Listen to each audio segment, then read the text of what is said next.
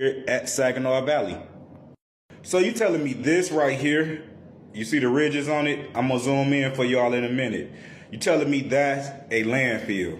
That's not a landfill, so we all can agree to disagree. They have used a lot of the mounds and the pyramids all throughout the United States as landfills, but that is not a landfill. That is a mound. Now the plant, as you can see, the plant was further up. The plant was covering it up. You probably never paid attention to it, but again, this is confirmed, the ancient Indian site, and its mounds and pyramids all over Saginaw County. Actually, Saginaw County has the second most amount of pyramids and mounds out of the state, just next to Kent County. And if you don't understand why, because they both have inland rivers. So in Saginaw, you can come in through the Saginaw Bay from anywhere in the world. So you can take the Saginaw River anywhere in the world to Lake Huron, anywhere you got to go, you can get through there. Same thing with Grand Rapids or Kent County. You go down the Grand River and you get to Kent County, you can take that anywhere in the world. The Grand River take you to Lake Michigan, and the Lake Michigan take you to the Mississippi River, or you can go opposite over to the Lake Huron and get anywhere in the world. So again, this sits on the Saginaw River, and I'm gonna get a little closer up for y'all real quick.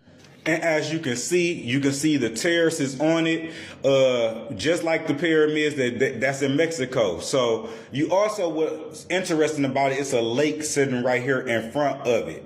So at the end of the day, y'all say it's a landfill. Again, they have used a lot of the ancient monuments of the Americas as landfills, golf courses. Sometimes they outright destroy them. So at the end of the day, this is a step pyramid in Saginaw, Michigan. 100%, 10 toes down. That's what it is. As you can see, it's the Michigan Everglades sitting right here in front of it. So this is like some marshland sitting in front of it. Everybody go out and make up your own mind about it and do your own research, look into it and learn more. But we're going to keep going more and more into them. But right now, I just wanted to bring y'all back a little more information about the Great Pyramid at Saginaw Valley.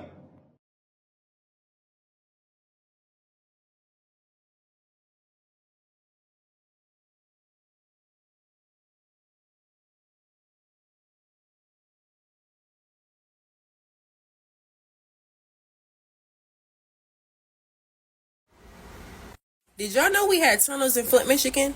Now, look, I briefly spoke about it, with the whole Central story, how they have underground tunnels. But after doing more research, there is hella tunnels under Flint, Michigan. Now, let's start off with this. So, the co-founder of General Motors stayed here in Flint. So his house is on a corner, like right by Powers, right? It's right at that corner.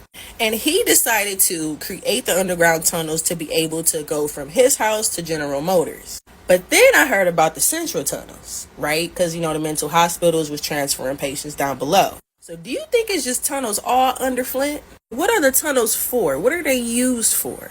Now, when I Googled it, it said that they store like old-timey cars and stuff. But I don't believe AI all the time now. So what do you think? Why do we have so many tunnels in Flint? What are they used for? Flint, Michigan, did you know?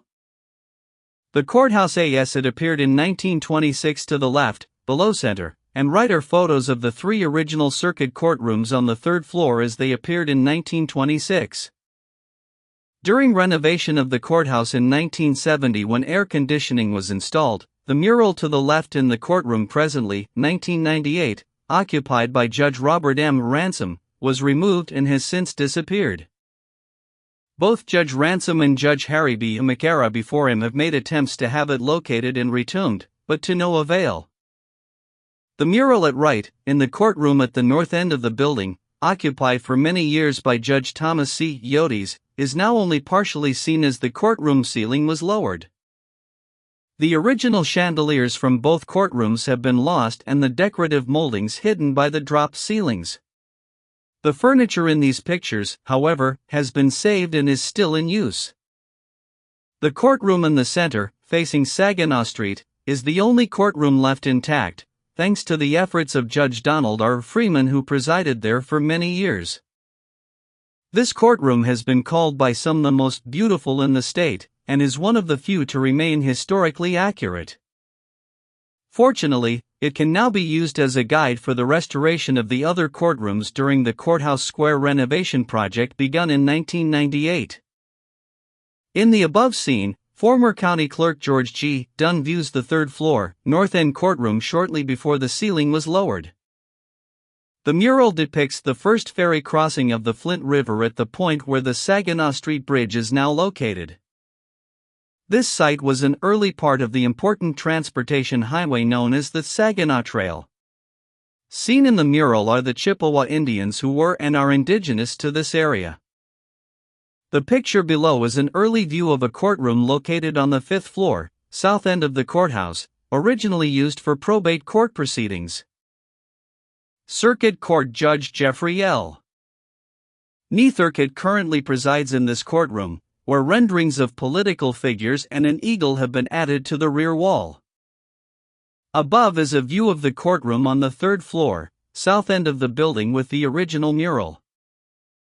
The mural depicts the history of Genesee County.